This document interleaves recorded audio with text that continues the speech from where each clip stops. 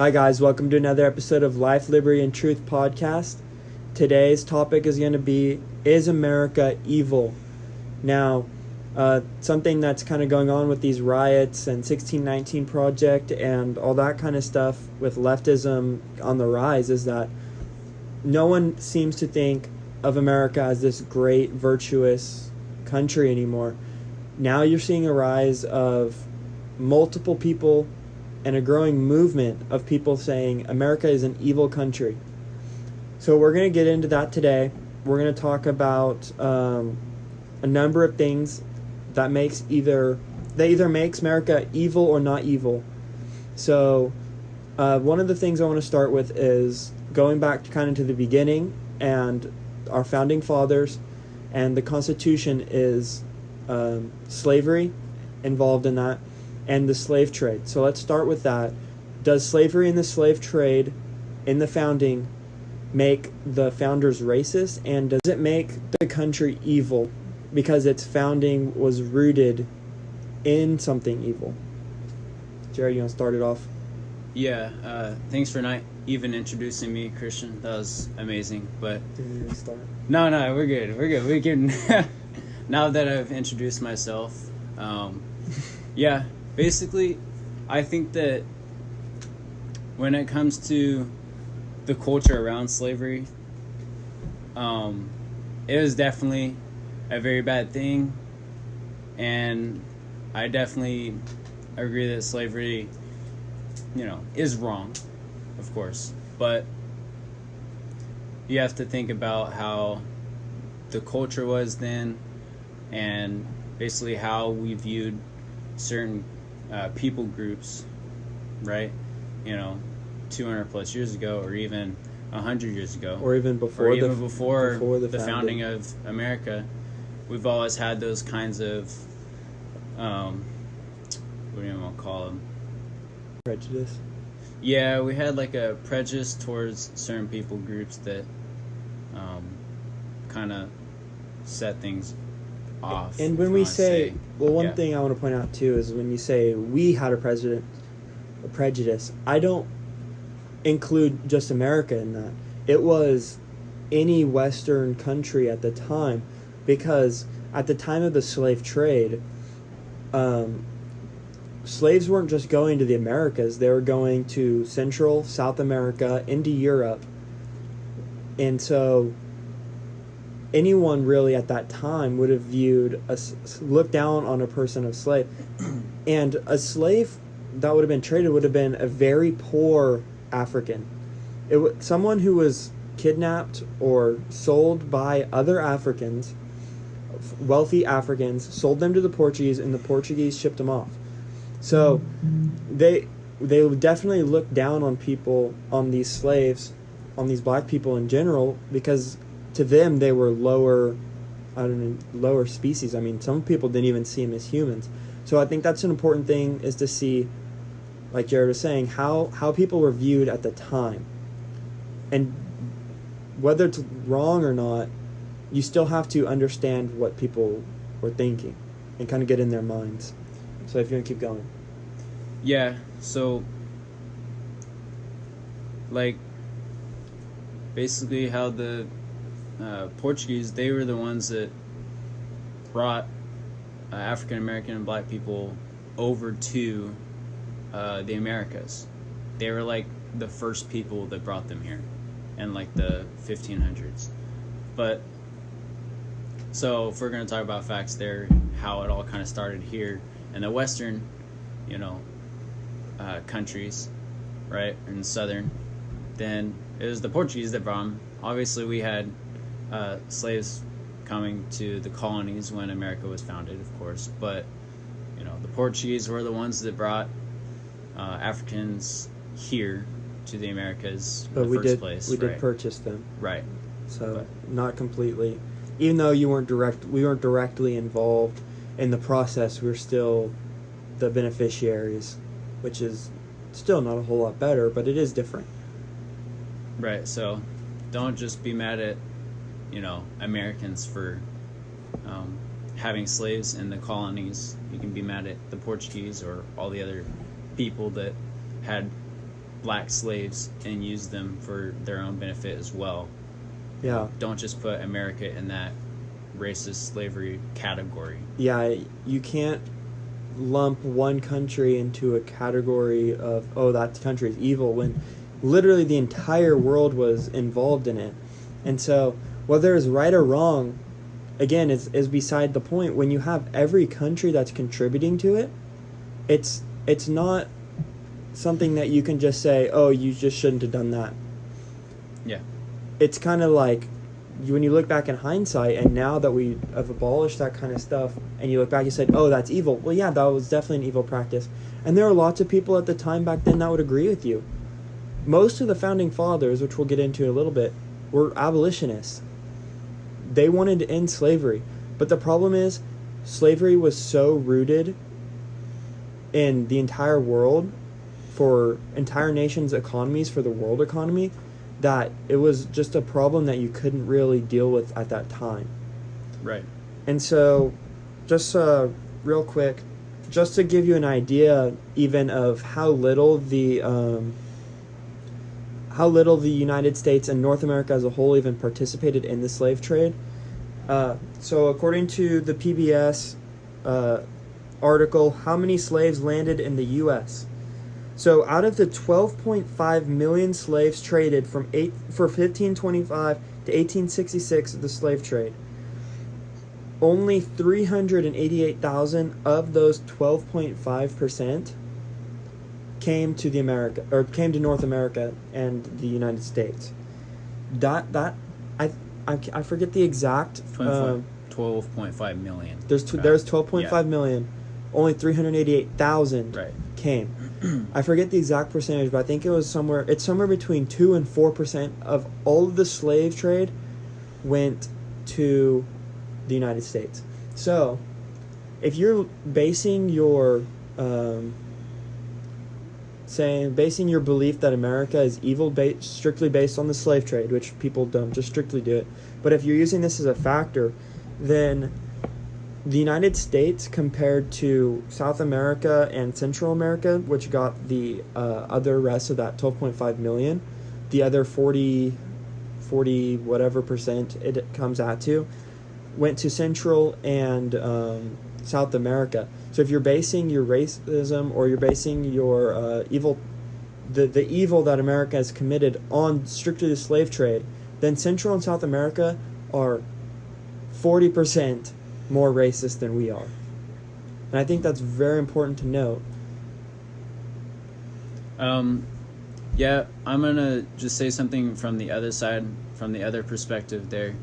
You know, to be fair, America has not been around, you know, as long as the Southern American and Central America colonies, or whatever you want to call them, their states. I don't know, but yeah, but basically the Pilgrims did end up here in what year? 1600? 1619. 1619. Like yeah. So in that era, so that was still relatively first half of the slave trade, and I'm not sure exactly when slaves came on their way here, but either way, they were here at the first colonization, Jamestown. Okay. So they were black slaves that came to the first colony, so to speak. But either way, 4% is an incredibly small number. Yeah, I agree with that. I was just saying from the other perspective, Yeah. like America has not been around, or at least the colonies of America hadn't been around, which is fair. You know, a while when the slave trade had been started or had been going on. So, but I was just going to say something from that even side. if you do take those numbers and you say, okay, America was the first to pull out of the slave trade, which we'll talk about in a second with the Constitution. But 388,000 is 4%. And if you think about it, if the United States was in the slave trade, just say half of the time, which would have been around 150 years, roughly, just quick math, maybe close 150, 200 years, the numbers should still be way higher than 4%. Yeah. If you're trying to keep it proportional, because your proportion to that would be much higher. but I don't know if it was the demand was lower, if it was just people. Well, we were smaller, so I would assume that the demand and the supply, I don't want to say supply of slaves, but you know what I'm saying, like having, what do you want to say, I guess access to a lot more slaves wasn't in our reach because we were just a smaller country, smaller colony. Yeah. Right. But I mean, too, if you think about it, though, the United States at the time kind of went most of the East Coast right now, which is a very large chunk of North America. And we're talking Central America, which isn't that big. And South America, I'm not sure how much of South America was colonized at that point either. So, I mean, I would have to look into it more, but saying that that the United States wasn't as colonized at the time or didn't have the population could still be the same argument for Central and South America, because I'm not sure how colonized they were too. And I think important thing and a theory to why there might have been more slaves in Central and South America was because most Central and South America was Spanish, and if the Portuguese were the slave traders, they're neighbors. Basically. And so you would have a large amount of slaves going in and out of Portugal and Spain, and so Spain would have a high demand because that's kind of what they're used to.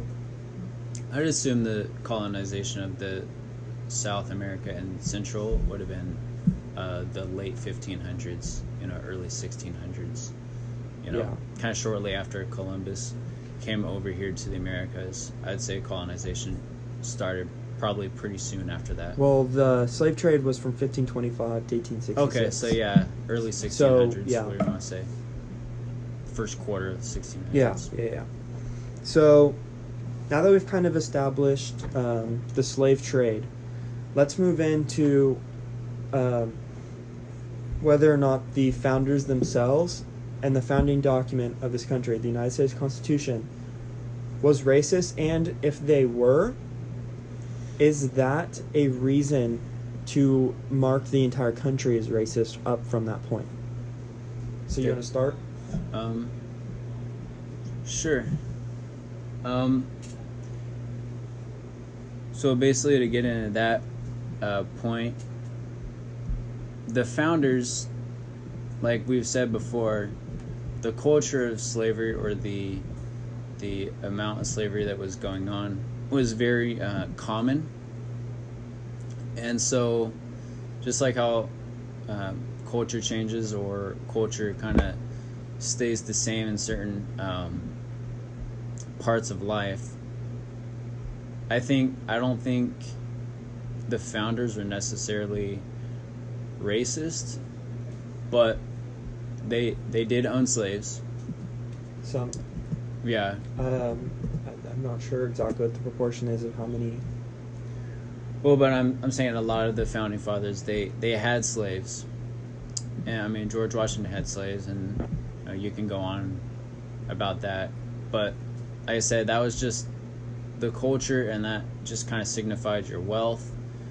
It was wrong for sure, but that's why slaves were a huge thing, because it basically identified your wealth as a person. Mm-hmm. With the amount of slaves that you had. It's kind of like the same thing with livestock and things like that, of that nature. Having more slaves meant they were more prosperous, right? So as far as the founding fathers being racist, I couldn't tell you. I don't know how racist they were, because we didn't live in that time, but I don't think they were evil people for having slaves.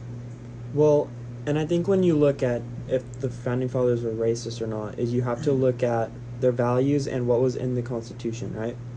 So people say that, all men are created equal, but that didn't apply to black people. At the time of the writing of the Constitution, they were trying to get as many states into signing the Declaration and getting this whole country started. And I guess Constitution was after Declaration of Independence, but either way, they had to get the southern states to cooperate in all this, from the Revolutionary War to the signing of the Constitution. If they didn't sign the Constitution, there would be no country. And so you had to make a compromise of, okay, so what are we going to do that gives black people the most amount of rights while still trying to keep the Union intact? Kind of the same thing that Lincoln was dealing with. Mm-hmm. And so we see this in the 3/5 compromise, is that people say, oh, well, the fact that the northern states didn't want the South to count black slaves as a person shows that they're racist. That's not true. The reason that the northern states did not want to count black people or count slaves as people was because the higher the population, the more delegates a state gets to the House of Representatives, right? Mm-hmm. So by limiting the population, you can limit the amount of delegates, which limits the amount of say that they have in the federal government. Mm-hmm. And so by doing this, you can keep the power in the northern states who were primarily abolitionists, and you're able to limit southern power and easier to make laws concerning black rights, slave rights, and abolishing slavery. And another thing inside the Constitution which shows that the founders were not racist was how they decided to end the slave trade in, what year was that, 1820 they wanted to end it, was when they wrote down. I don't have the exact numbers. So I forget the exact year. It was it might have been 1810. Either way, I think it was lasted 20 years. The reason they let that in was, again, to appease southern slave owners. If you cannot appease the southern slave owners, then there's no country. And so you can, the hard decision that they had to think about was, okay, do we have a country that has evil in it and then make a way for it to abolish it later? Or do we just not make the country at all? And so obviously the one that you're going to go with is you're going to make a way to abolish it later. And so by deciding to end the slave trade, they're able to appease black Southerners, and they're able to kind of get this abolitionist movement going by ending the slave trade and showing that black people do have rights and that they're more than just property, they are people. And so when you're looking at this kind of stuff, then it's hard to say, okay, well, all the founders are racist. No, I'm sure some of them were. I know some of them were, for a fact. Pretty much any Southerner was racist. And so when you're looking at if the founders themselves were racist, you have to look at the whole context. There were multiple founders who were staunch abolitionists.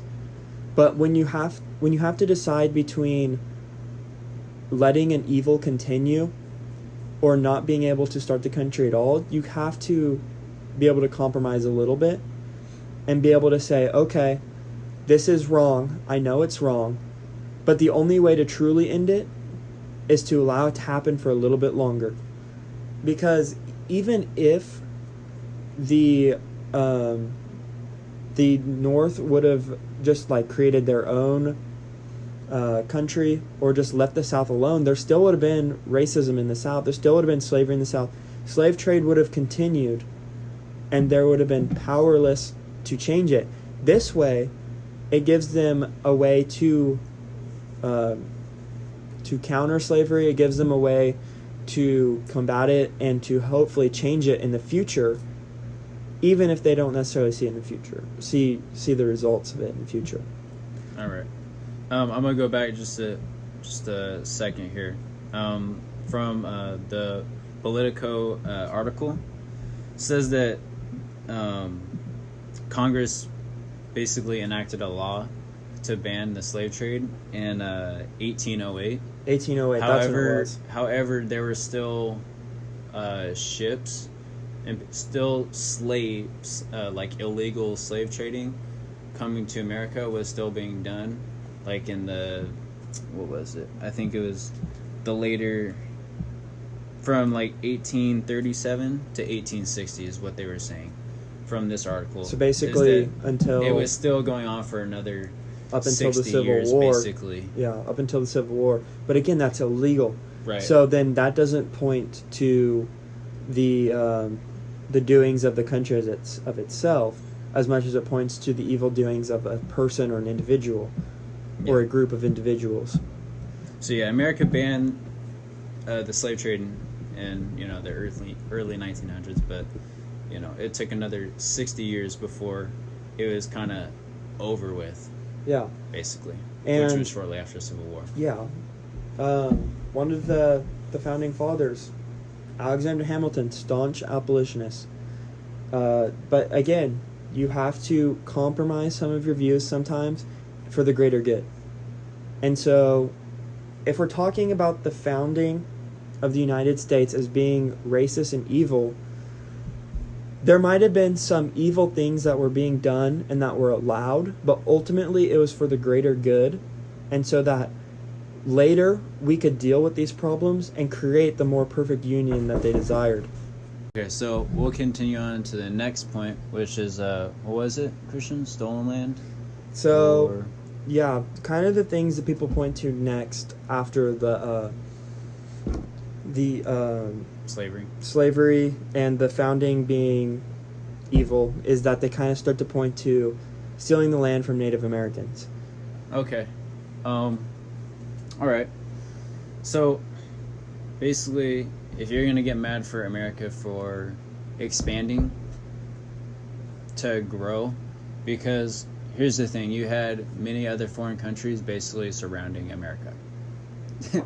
At this, and so they needed to expand, or at least America needed to expand in order to grow and become more powerful. They couldn't just be restricted to the eastern part of what we know as the United States today, because you had Spain and Florida, you had the French and Canada, and I think a little bit down they had Louisiana. That's how I got the Louisiana Purchase. Andrew Jackson purchased Louisiana, and that's how we grew, basically. That's where you get the westward expansion. And then what was it? There was Russia and Alaska. Russia owned Alaska. Yeah, so but that wasn't till later. That's okay. Not till 1900s. Okay, so we'll just scratch them from the list. From the list here. But basically, needless to say, America needed to grow because they had other countries around them, and in order to become more powerful, you have to expand. You have to basically, how do I say it? Build. In order to become more powerful, you have to expand, is what I'm trying to say. And that's, we sent out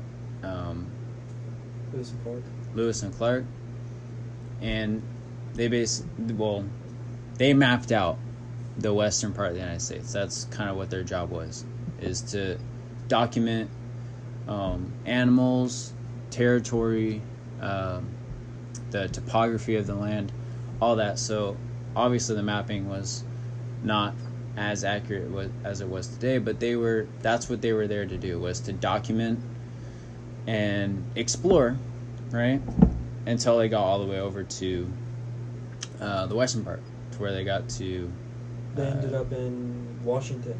Yeah, I can't remember where Washington, their journey, I believe, journey ended in Washington. I believe so.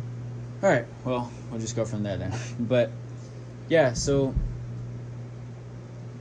as far as, I don't want to say, we did kick the Indians out of their land. That's what I was kind of going to get into. Yeah, I'm not going to condone kicking them out, but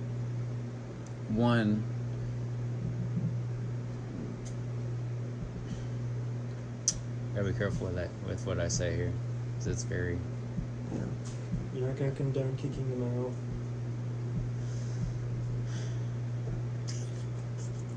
But certain necessities. But it's hard to say, because, like, we did kick them out. Well, let me take it from here. So I think I know what you're getting at. Okay. So just I think one of the problems that kind of happened was that United States and Westerners dealt with property and money different than the natives are used to. So natives never had a concept of land ownership in any way.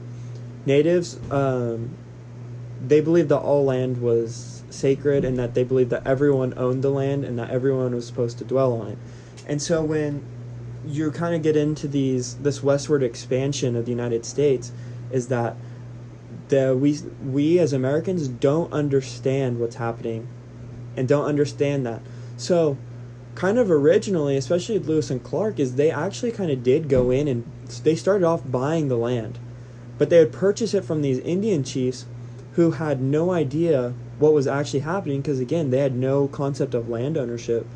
And something that I learned too is that Native American chiefs would often switch, and they would kind of go back and forth. You'd have different chiefs different times.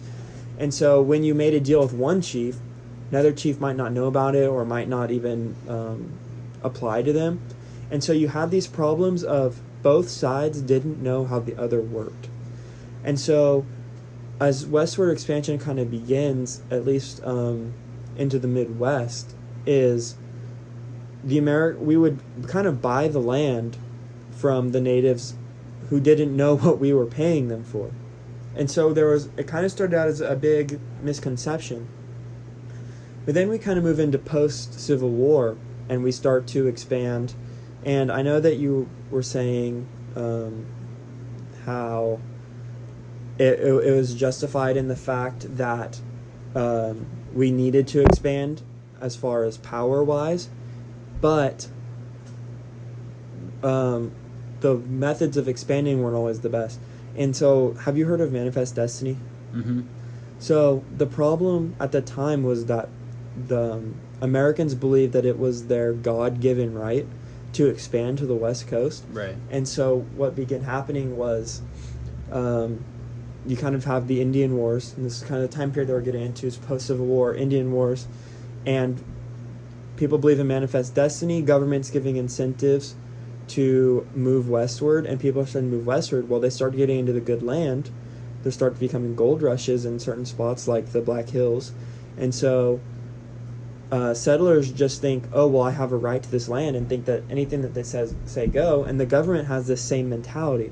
So this is kind of where you get into the big Indian problems, is once you kind of get into the Manifest Destiny and the Indian Wars, of we start kicking them out of the reservations that we had given them.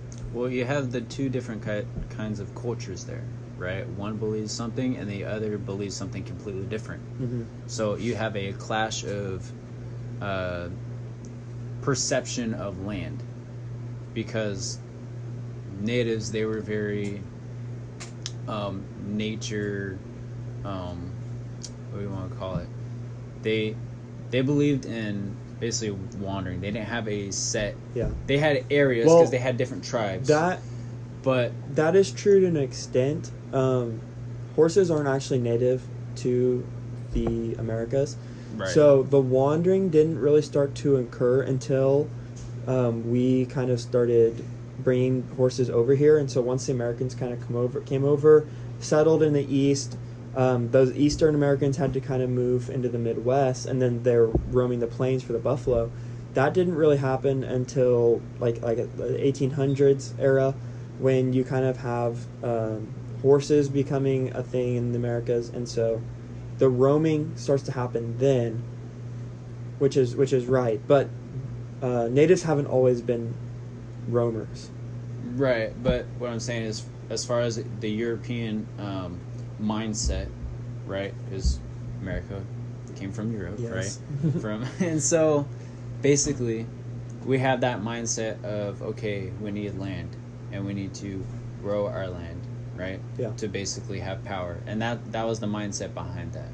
As far as a racist mindset, I don't think it was a racist mindset. I think it was about we need to grow in order to get power. And I honestly think it was partly like survival, too. Like that's just how they probably thought then was, okay, we need to grow now or else we're going to get taken over later. That kind of, I feel like there is a mindset there as well. And that might be true, but I kind of tend to lean more towards the other way, just because if you look at the times, once the California Gold Rush kind of happens, and you see really staunch racism with the Chinese, you see staunch racism at the same time with the Irish, okay, and any really immigrant group. Now, Native Americans aren't exactly immigrants, but they're indigenous, yeah. And if you look all over the world, any indigenous people is always treated badly, to say the least. And so I would kind of say that there was this racist attitude.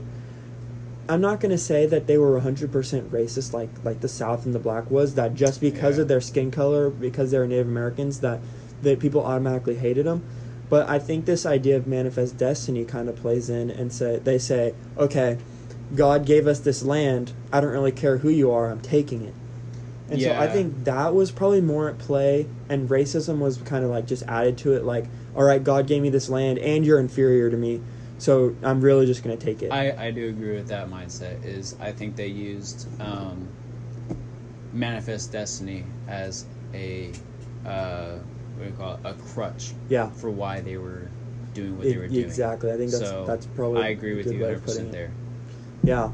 So what we kind of get into now is we'll talk about, the federal government starts sending Indians to reservations. We see that with the Sioux, the Lakota, or I think Sioux is the French version of Lakota. I'm pretty sure that's how it went, off the top of my head. The Lakota, I know for a fact that the Lakota, so I'll send them. Lakota gets sent to the Black Hills. Well, there's a gold rush in the Black Hills, which is an Indian reservation. And so we kind of have this whole problem of, okay, now people are wanting to settle and using this manifest destiny as an excuse. Well, now we're creating these problems. Okay, well, do we give them the land that we promised them, or do we let our settlers in with our own beliefs? And this is kind of where our problems come in, is because now we are actually taking the land that we give them. Yeah. So you could argue before, like, it was bad, like, we kind of kicked them out of their land, they had to relocate. Well, not kind of, we did. We did. Well, reason I say kind of is because it was technically purchased with we kept moving them. Air quotes purchased, and so that's why I say it's kind of bad, like it's kind of taken over. But now you get to the point where you're just Trail of Tears. You're forcibly kicking them out, starving them. There's no land left for them, and this is when we start having our problems. And I would 100% agree. This is a terrible pass. Is this a stain on America as a whole? I don't know. I don't know. That's probably for you to decide. But again, you have to understand the context of what's happening and the mindset of what's going on. This is a stain on America's past. Yes. It does go both ways to an extent. America is definitely the initiator, but then you start having at the same time the ghost dances of Indians start to appear, and basically these beliefs of the native gods were going to basically come down and wipe out every European-born person, and the natives are going to take back the land. And so this mindset starts to become more popular, and so now you kind of have the Americans fearing that the natives are going to revolt against them, and then you have the natives thinking that they're just going to get wiped out. So then you start having these Indian war problems, and now that what contributes to this manifest destiny is that, okay, now people are have even more or even less of a problem kicking out natives from their land. And so the reservations were they're not good. But again, you'd have to understand the context behind it. And I don't think we'll ever know the full context behind it, but I think we have a pretty good grasp about what was going on then. But again, like anything else in history, if you're not living in that time, you don't really know fully how things were working. You just kind of know, like, the main kind of events. You don't know what was going on behind the scenes and those kinds of things. Yeah. I don't feel like. And so it's just what I have to say there. I feel like this concept kind of applies the same to slavery, as in it's 100% a stain, but in a way they made amends. In a way, you know, slavery eventually ended. Black people got their freedom. Now they got casinos. No, I'm joking. Now they own the casinos. I mean, yeah. But yes, it's a stain. But does it qualify America as a whole to be racist? I don't think so. Or not any more racist or any more evil. Again, I don't think that this counts as a scenario. Was kicking the Indians out of their land evil? Yeah, it was pretty bad. But again, you also have to think too is that there's two things that happen in history, no matter what. Two nations battle, the winner conquers the land every time. Yep. And the natives stole the land from each other because warring tribes would steal each other's land. So when you're thinking about taking these two things into context, and you think, okay, when two nations or two people are fighting, for all of history, the winner gets the land. Now, in this case, it might not have been justified fighting, which is a stain. And I think that's important to note, is that, yes, it's a stain. But again, the winner's always taken the land throughout history, no matter what. Yeah. And so, I mean, from what you said there, Christian, about you had the native tribes basically battling each other for what they saw as territory. It wasn't marked on maps as territory, but in their minds, you know, it was their territory, and the tribes knew whose territory was whose, and if they wanted to fight to get that territory, that's what they did. Mm-hmm. And then they conducted war on the other tribe. They fought each other for the land. I mean, we basically did the same thing that they were doing for the... Now, there were some brutal Indians who, when we did nothing wrong, attacked us, and we... I can't remember the tribe. I wish I did. But basically, you had Indians that attacked white settlers, and unfortunately, it's because those kind of territories weren't marked. Mm-hmm. So when settlers would stay there, they would get ambushed and attacked by Indians. Yeah. So you have to... It kind of came from both sides as a, I'm going to take you out if you're in my land kind of attitude. So that's just kind of where I'm sitting there is, yes, there were good Indians. There were good Indian tribes that didn't deserve cooperated to be, well with America, treated America well, and we treated them well, you know, well... Or we didn't treat them well, in which that's the stain on us. Again, that is a stain. But I think there's ones, too, that didn't cooperate or that were provoking us in a way, which, then you're going to have a problem. And I think too, it's kind of important to talk about is just how do these tribes kind of, how do they work with us, you know? Because when you have a tribe that's just going to go and attack someone, then you're going to have a problem. And right. So I know that the vast majority of Indian attacks were provoked attacks. The majority. Not everyone. But in some way, we usually did something or someone did something that provoked the attacks. Like settling in their territory. Yeah, or doing something, having this false mindset of manifest destiny. And so then you do have problems there. And so, is there anything else you want to add to that? No, I think we covered that. So just to recap on that, it's definitely a stain, but I don't think it points to America as a whole being evil once you kind of recognize what's happening and when you kind of make amends in a way. I mean, Native Americans, they do have their reservations now, which I know obviously aren't great. But moving away from... Well, I just want to say one more thing real quick. Like, you can't go back in history and redo mistakes, okay? people, kingdoms, whatever you want to call them, colonies, countries, they make mistakes, and America has made mistakes in their past with dealing with people, right? Other countries and things like that, especially Native Americans. There were definitely mistakes made there from, the actions done by Americans. But you can't keep saying that America is evil because of the past. It definitely was wrong in the past, but it's in the past, okay? You can't redo it. So, in my mind, why are you still referring back to something that's... And I understand one thing, like using examples, right, for, I don't want to say education, but just to kind of point towards where we were at certain points of history, not just America, but other countries, right? But again, you can't go back. So once it's done, you're moved on from that point.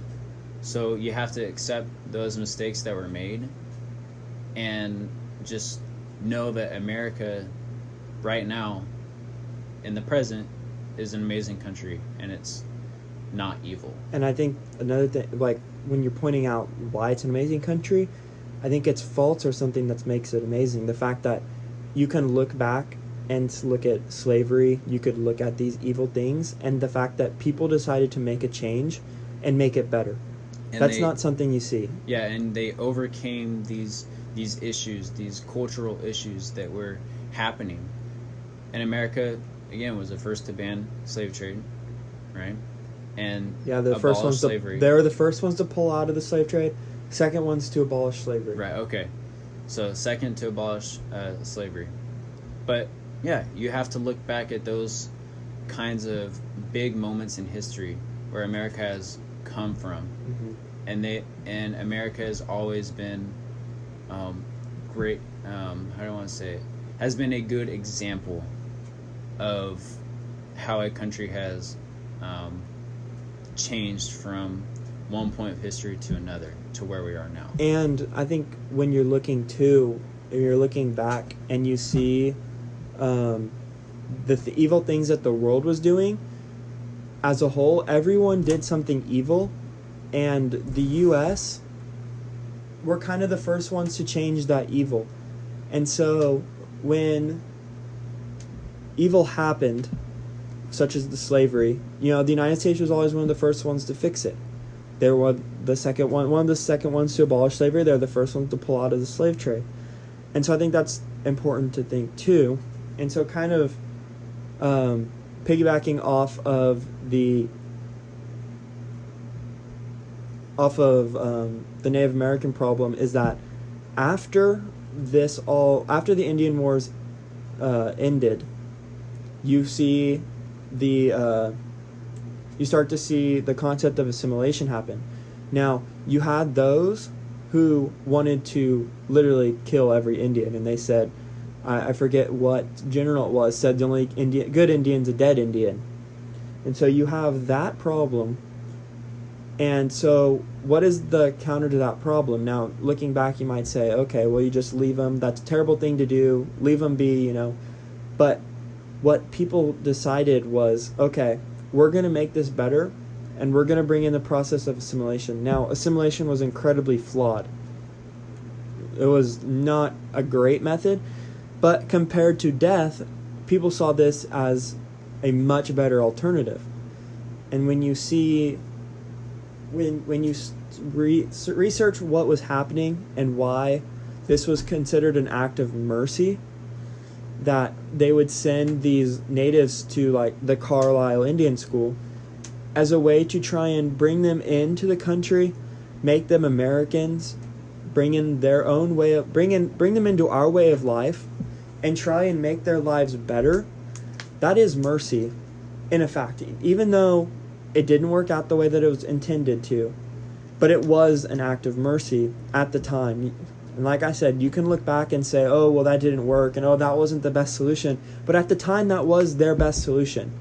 Compared to the alternative of killing every Indian, re-educating was a solution, and it was considered mercy at the time. And when you kind of look back and you figure out how people thought at that time, then you can start to wrap your head around why certain people did certain things. Yeah. And so I think that's all for the Native Americans. Okay. Now, around this same time, a little bit earlier, we start to have our problems with Mexico and the Mexican-American War. Do you have anything you want to say about that? No, you can go ahead and touch on that. So,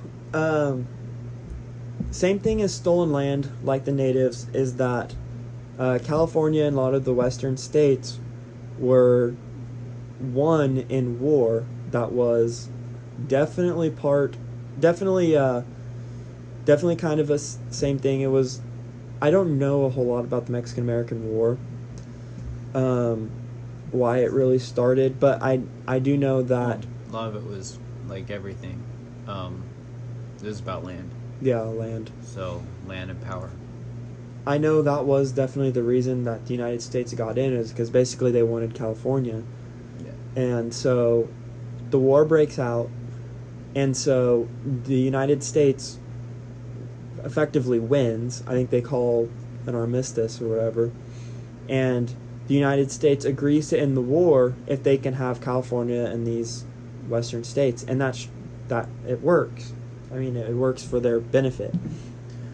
And so you start to have this kind of negative perception of, okay, well, California and all these western states they were won in war. Again, like we said, that's how you've always done it. Again, but kind of the same thing is that it was not a just war. They didn't really have a just reason for going and getting this land other than that they wanted it. And so once the war ends, they agree to three things for the Mexicans that are living in these United States territories, or the now territories or states of California, is that they could either stay and become a U.S. citizen, go back to Mexico, or I forget what the third one is. I think it was stay in Mexico citizen and still live in the U.S.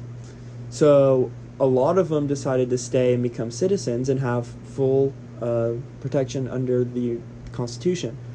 Well, it doesn't take long before white settlers start coming in and taking these land, and Mexicans were highly discriminated against. Again, same thing. Idea of manifest destinies, that the Americans come in and think that they can take whatever they want. And so we look back now, and it kind of was for our benefit, but at what cost? And it really hurts our history. Again, another stain. You kind of go and you essentially kind of steal this land. You get what you want, and it works out in the end, but the means to the end aren't great. And so Mexicans were treated pretty bad. There were well-known farmers and ranchers that lost everything because people kind of came in, and it really hurt them. You have anything to comment on that, Jared? Yeah, I mean, yeah, like I said before, a lot of it just in those kinds of aspects, it had to do with power, and the more land you have, the more power you have. And so America has always been power driven, and whether that's a negative towards America. I don't think it's a negative. I think that's what's made America so successful, is because we've I don't want to say it, we have that drive to succeed at all costs. Succeed, right, at all costs, and we want to not just power as in the fact of like rule not everybody, power over people, right? Yeah, but power as in success, right? Yeah, to make that clear, not power over people, but America has always been power driven for success, and American spirit. that's just kind of what America has been from the beginning. Is America has wanted to be successful. That pioneer And it spirit. has been Yeah, that old pioneer successful. spirit of expansion and So, yeah.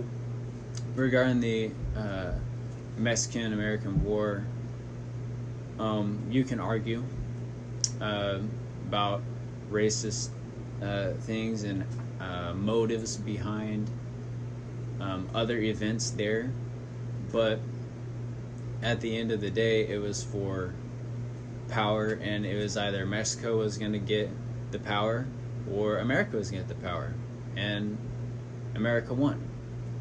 And that's history. Is America won that war, and they were able to get the land that they wanted. Yeah, and like I said earlier, as far as just the winner has always gotten the land. Now, again, whether it was just in Or at fighting, least the better benefit. the benefit, yeah. Whether it was just in fighting, that's debatable. But one thing that we need to point out is that every time the conqueror conquers the conquered, that's a little bit of a mouthful, but when someone conquers another people, the conquered have always lived as second-class citizens. We see this today in many countries still. Look at Israel. Israel was not even, they were given their land by Britain, and the Arabs that still live there, second-class citizens. It's a good point. As far as the conquered have always been considered lower in history. It's not until the United States changed that motive to bring people the rights that all people deserve. And I think that's what's important to notice, is that when we talk about, okay, they might have been treated bad at one point, we're the first ones to come and say, okay, what we're saying, how we're treating these people is wrong, and everyone is made in God's image. Everyone has the same rights under the Constitution, and no one should be a second-class citizen. That was unprecedented. No one did that. No one went and said, okay, I conquered you, now let's be equal. That has never happened before. The conqueror has always seen themselves as better, more powerful, greater than the conquered. And so when we talk about this, being able to overcome these things is incredibly important. Right, and I think it's wrong to automatically. It feels like everyone,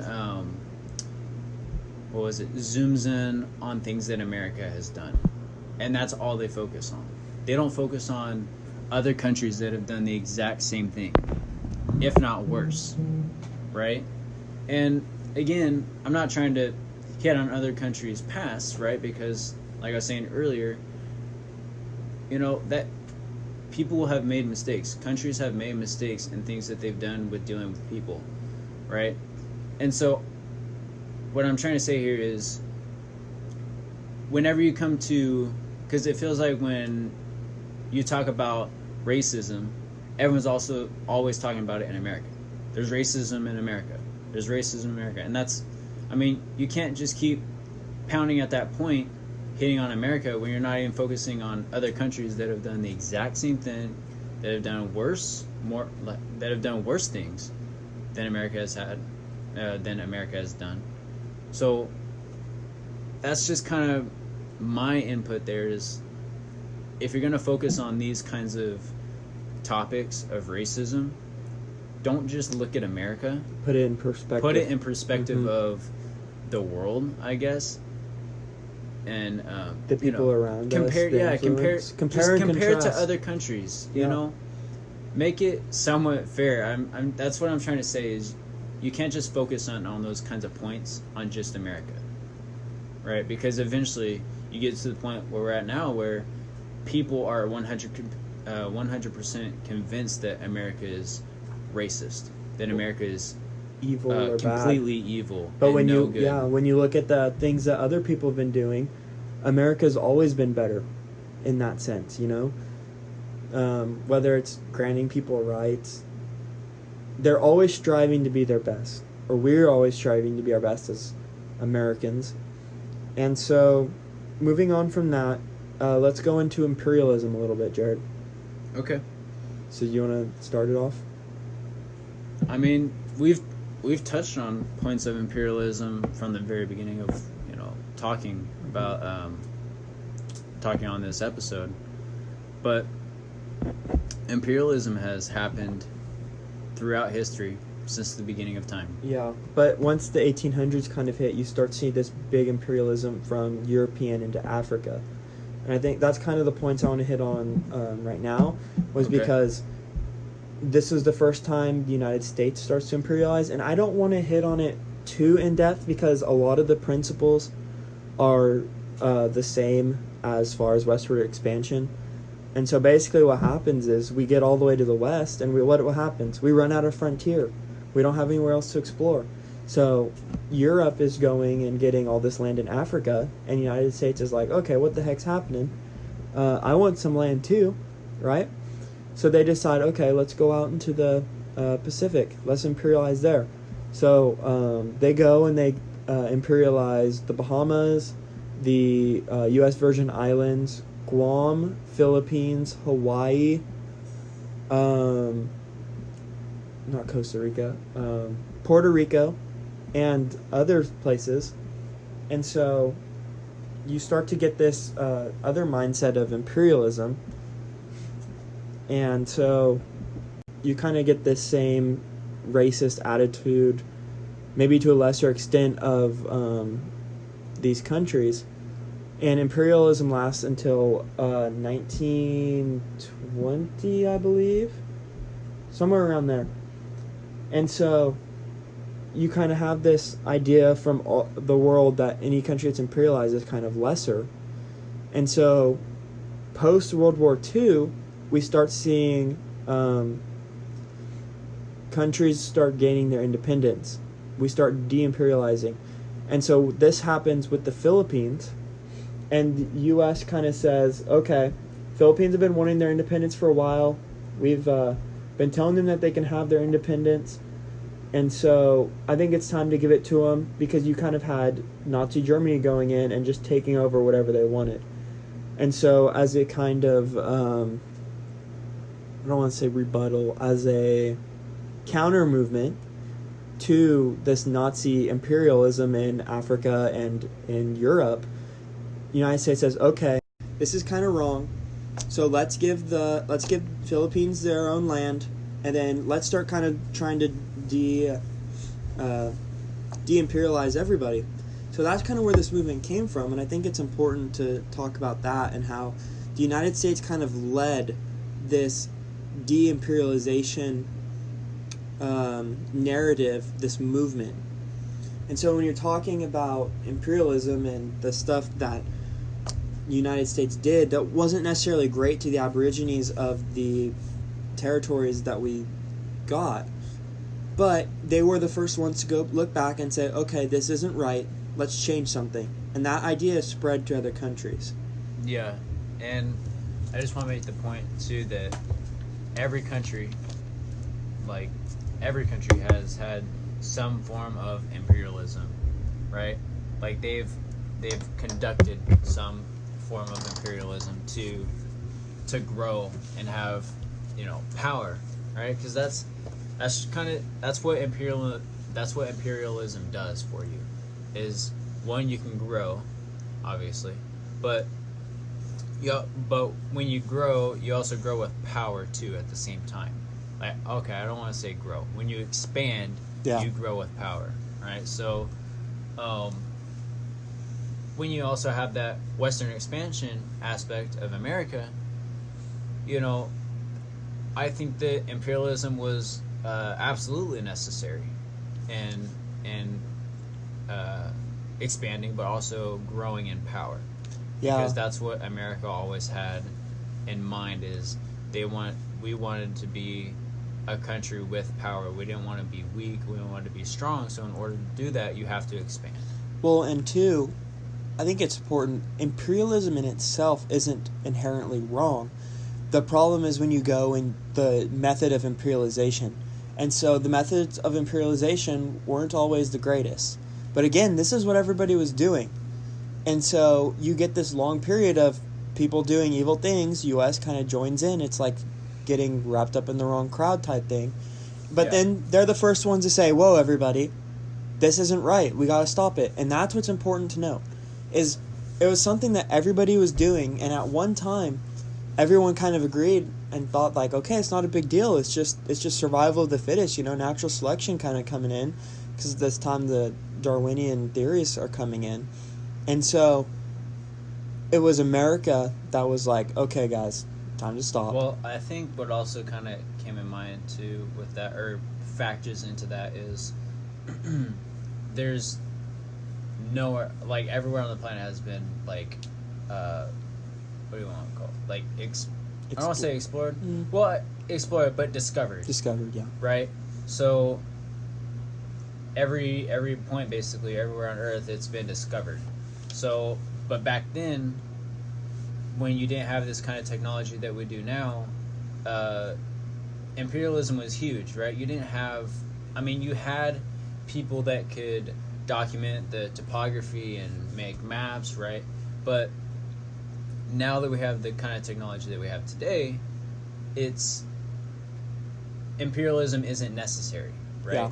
Because mostly everyone who lives here, they're in a country that owns that portion where they're at. So imperialism now, what it would be is, if you decided to expand, you're basically invading someone's land. That's what it is, because there's so many countries now, right, in the world that have been, what do you call it? Have been founded, right? That if you're gonna start conducting expansion methods such as imperialism, you'd basically in that sense be invading another country, right? So I think because it was back in that time, certain areas were not discovered, so it was like, okay, cool, this hasn't been discovered, this hasn't been claimed, so we're going to take this, because if we can take this, we can grow with power. Well, yeah, and so, I think there's two... I think that's a good example of why things have changed. Yeah, and there's two things that kind of go along with this narrative. For one, at this same time, the United States had just already expanded west, so the western frontier no longer kind of existed. And so now people are like, okay, well, now what do we explore? What do we go and we conquest? And so you have all the European countries that are going into Africa, so now we're like, okay, well, what are we going to do? Where are we going to go find? What do we have left to explore? And so people decide, okay, look, we go into the Pacific, discover the islands there, collect resources, get more territory. Everyone else is expanding. They're becoming more powerful. You don't want to be left in the dust. Yep, right. And not that that's necessarily an excuse for it, but it's a reason, and it makes sense. It's valid. It's a valid it's a valid argument. It's a valid reason. And so when you think about it like that, you're like, okay, well, yeah, sure. They, like I said, they didn't necessarily treat the Aborigines great, but when you look back and you kind of see what everybody else was doing, it was a competition. Yeah. You had to compete. You had to win. That's what imperialism was. You were flexing on other countries. Because the more land you had, the more power, resources, helps your economy. Everyone assumed that the more territory you owned, the more powerful you were. So obviously, if you're a huge country, why in the world would you go up against them? Yeah. Okay. So exactly. So for the last few minutes we have here, let's talk about the Japanese internment camps a little bit. Start off. So with the one point I also want to make is we wanted to talk about the Japanese internment camps. We'll touch on that lightly, or briefly. But when you think of the Japanese internment camps, it was definitely wrong, and I think there were definitely issues there. However, so it all kind of basically started with when Pearl Harbor got bombed. the U.S. government was very suspicious of Japanese spies, Mhm. and because they believed that's what led to Pearl Harbor being bombed. So, in their minds, in order to better national security and safety for them, they believed that, okay, so let's take all the Japanese and put them in these camps so that they can't spy anymore. And you also have to think about they were Japanese American citizens. So, which is the big problem. Which here. was wrong with that. I mean, it was 100% wrong in that aspect. Because you can't just take someone who lives in America, rightfully lives. And was born here. And was born American here. citizen. Yeah, it was just because they had that Japanese background. And so that's why they were put in these camps. For safety reasons.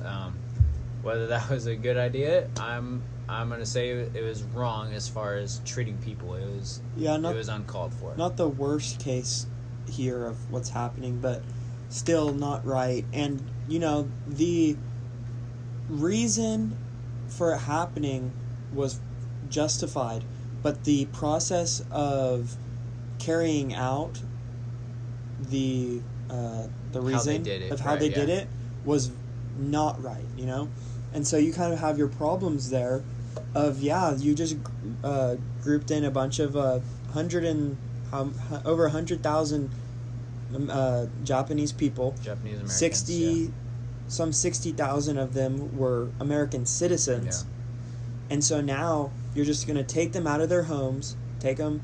I don't think they separated from them families. They kept them all together for the most part. But you took them away from their home and everything that they had. And then once the war ends, they say, okay, go back. And when they go back, they find out that all their housing has been bought up. Right. Black people at the time went in, and the black people are generally lower class citizens because there was definitely still there was definitely racism and race issues that were going on. Yeah. And so black people came in, bought up the cheap housing from all these Japanese Americans, and now they have nowhere left to go. And that was definitely not a good thing to do. And so you kind of see that problem there. But the good thing is, after it happened, the only reason this really happened was because of crisis of war. So I don't think that there was really racist motivations in it towards the time. The only idea behind it was that Japanese would probably be more loyal to the country that they came from than the country that they're in now. That was the reasoning behind it. It's not so much like the other ones where it's blatantly racist or lots of racist intentions. It was a national security issue, which is understandable, but the process was not ideal. Yeah. And so you have that problem, and now Japanese Americans don't have anything to do. Well, the good thing that came out of it was, I think it was the Supreme Court ruled after that, you can't do that again. Basically, that was 100% unconstitutional, and the only reason it happened was because we were in war in a time of crisis and need, and it was just the only thing that we could do at the time. Best idea, whatever the reasoning was. So the good thing is, it won't happen again. Theoretically, it should not happen again. If it does, then there'll be huge problems. But the court ruled that was unconstitutional, and so it was a tough decision. It was a tough time, but it definitely shows kind of how far we've come even now, in 70 years. Right.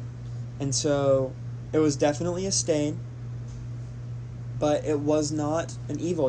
I think we kind of made up for it in a way. Okay, this is illegal. This was wrong.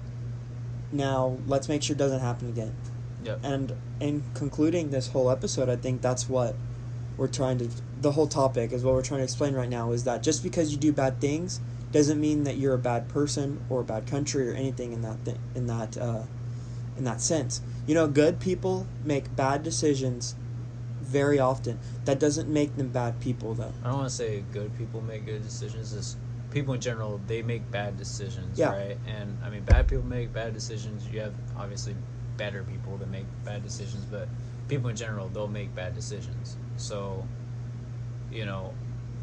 I think as far as the learning aspect, if you're trying to fix the mistakes that you've made in your past, right? And you're willing to reflect on yourself and try to fix the things that you've done. I think America is a good example of doing that. Is they've been very good at realizing, okay, what we did here was wrong, so we're gonna fix this. And that's why new laws have come into play here, and those kinds of things. So yeah, that's just what I have to say about America that. has always been one of the leading efforts in change in the world. When there's something wrong, America is almost always one of the first ones to say, guys, this is messed up, let's change it. That's what's important. A wise person looks at his mistakes and he learns from them. That's what America has done. They've learned from their mistakes. We've learned from our mistakes. That's what makes America great. Not that it's perfect. No country is. No person is perfect. Only Jesus Christ is perfect, right? Yep, 100%. And so, no country, no place is perfect, but we can strive for perfection, and we can try our best to do everything that we can to be as good as we can. And so, I think that's a good place to wrap it up. Please follow us on social media. We have Instagram and Twitter. Listen to our videos wherever you get your podcast. You got YouTube. DM us if you have any suggestions on video topics. Yep. Subscribe to us on YouTube. Please. Subscribe on YouTube. Subscribe on our podcast. Thank you guys. Yes, follow us. We love it. We love trying to spread our ideas. Thank you guys for listening. Hope you enjoyed. See y'all later. All right. See ya.